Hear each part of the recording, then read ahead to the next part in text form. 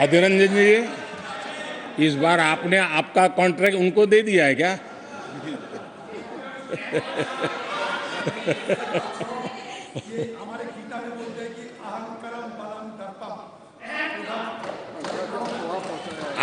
आपने इन्हीं चीजों को पचाया है।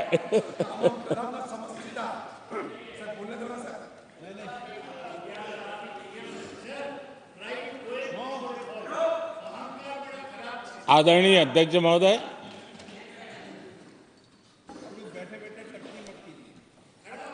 मैं देख रहा हूं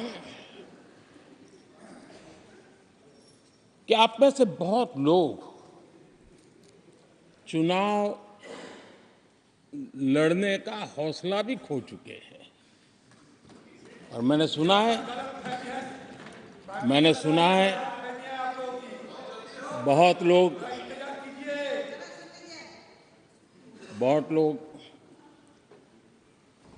पिछली बार भी सीट बदली, इस बार भी कुछ सीट बदलने के फिराक में हैं। और मैंने सुना है बहुत लोग अब लोकसभा के बजाय राज्यसभा में जाना चाहते हैं।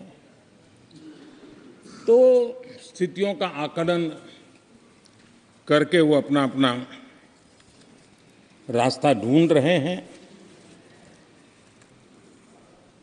आदरणीय अध्यक्ष जी, राष्ट्रपति जी का भाषण एक प्रकार से तथ्यों के आधार पर, हकीकतों के आधार पर एक बहुत बड़ा दस्तावेज है जो देश के सामने राष्ट्रपति जी ने प्रस्तुत किया। और इस पूरे दस्तावेज को आप देखेंगे तो उन हकीकतों को समेटने का प्रयास किया है जिससे देश किस स्पीड से प्रगति कर रहा है, किस स्केल के साथ गतिविधियों का विस्तार हो रहा है, उसका लेखा जोखा आदरणीय राष्ट्रपति जी ने प्रस्तुत किया है। आदरणीय राष्ट्रपति जी ने भारत के उज्जवल भविष्य को ध्यान में रखते हुए 4 मजबूत स्तंभों पर हम सबका ध्यान केंद्रित किया है।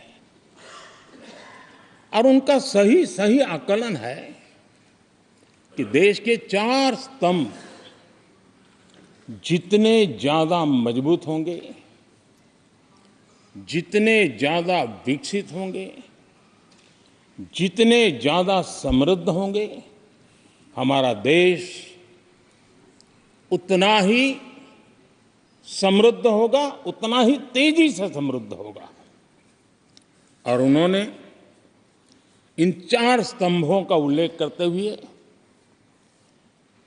देश की नारी शक्ति,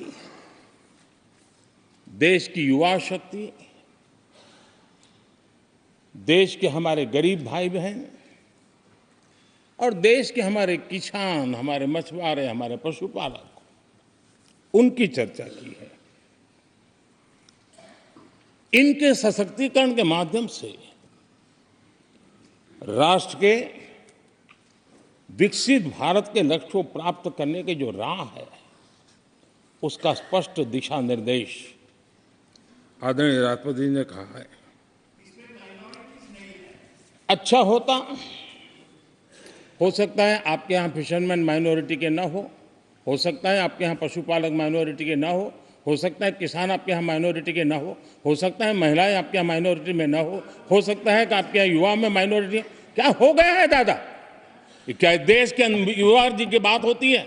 समाज के सब वर्ग नहीं होते हैं क्या? देश की नारी की बात होती है? देश की सभी नारी नहीं होती है?